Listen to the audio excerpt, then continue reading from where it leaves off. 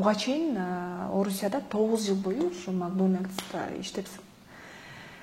Анан кандайча ал кухнядан программистке өтүп кеттиң? Апам бар, ошо группаларда отурат. WhatsApp'та ошо группаларда рекламасы чыгып калган, Сейитбай экен. Рекламасы чыгып калып, мынаны карачы, сага окшош бала экен деди. Анан жүр ушу окутат экен деди. Мен өзүм кызыккан эмесмин. Бирок апам айтканын эле барып коелу дедим. Барып жолугушуп келдик.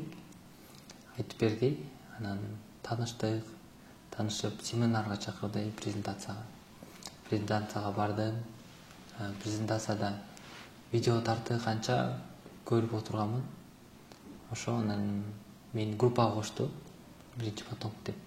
Россияда окутабыз деп. Английский билишиң керек деди. Анан английский жок, кантип окуйт экенмин деп ойлонуп жүргөмүн. Анан ошойдон унутуп калып эле жумуштар менен жүргөмүн. Жумуштар менен кафеде иштейт элем, официант болуп. Кафеде Сейитберке сурап турат эле, модульдар кылып атасың, кылбай элесиңби деп. Анан негизи кылбай эле жүргөм. Эчтекен түшүнбөйт элем да, англисчени жакшы. Анан Москвада бир жумага жаап койду да ресторандарды коронавирус тууралуу. Жаап коюп, менде бир жума каникул.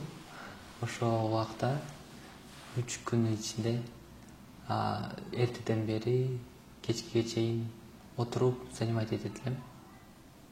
Күнүнө канча убакыт бөлөт элең ушу программасына окусуң? Башында мына каникул бир жумага каникул жаап койгонго күнүгө эртеден баштап где-то 12 саат, 14 саат болуп отура берет элем. Өзүм кызыгып кеттим да. Кызыгып кетип, билбеген нерсени которуп, бир переводчик которбосо, экинчи переводчикке которуп, ушинтип үйрөнүп кеттим. Ошо анан жаап калып, бир жумадан кийин эле заявление жаздым. Мен жумуштан кетем деп. Макдональдстан кетем дедим. 9 жыл иштеген жерине. Макдональдстан эмес, кафеден. Кафеден. Кафеден официант болуп иштеп аттым эле.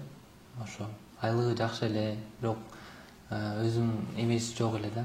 Мындай свободный графиги жок эле. 12 саат, 16 саат официанттык иш да. Ошо анан окуумду баштап алдым.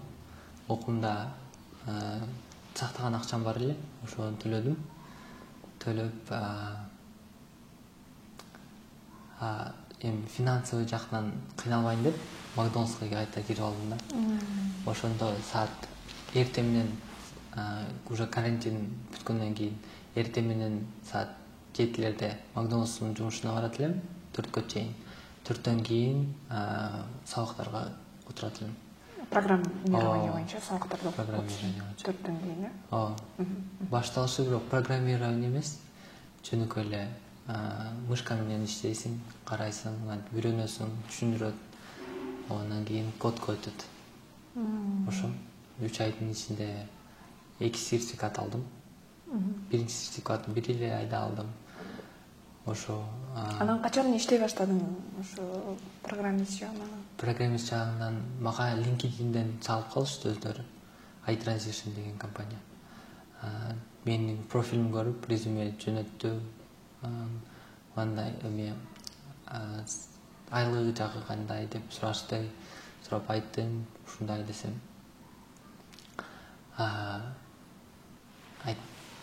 Ой, чакырды, интервьюга чакырды. Ошо интервью. Демек сен 3 айдан кийин эле иштей баштадың. 3 ай окуп өтүп, интервьюдон өттүм.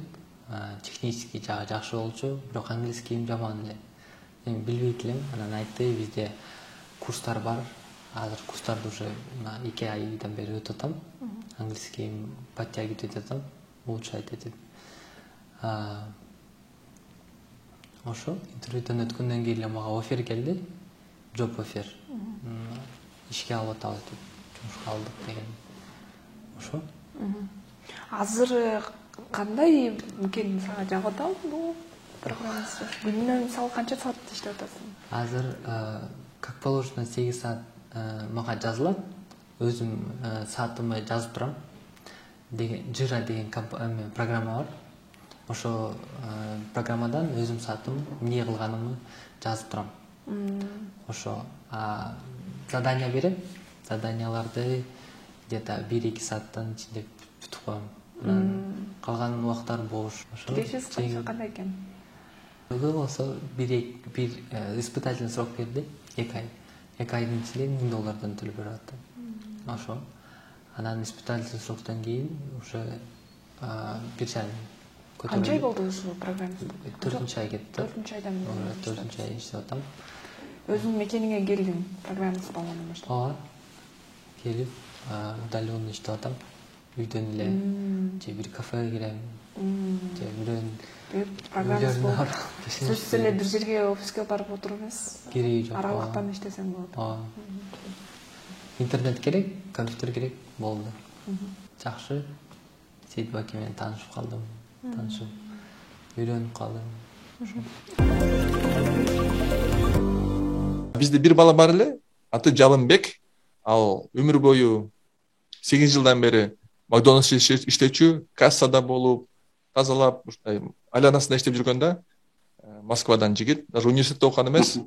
Ал ошол бала англисче даже жакшы билген эмес, бирок тырышып, аябай үйрөнүп, Salesforce'та окуп, февралда жумушка кирип кетпеди ошолчу.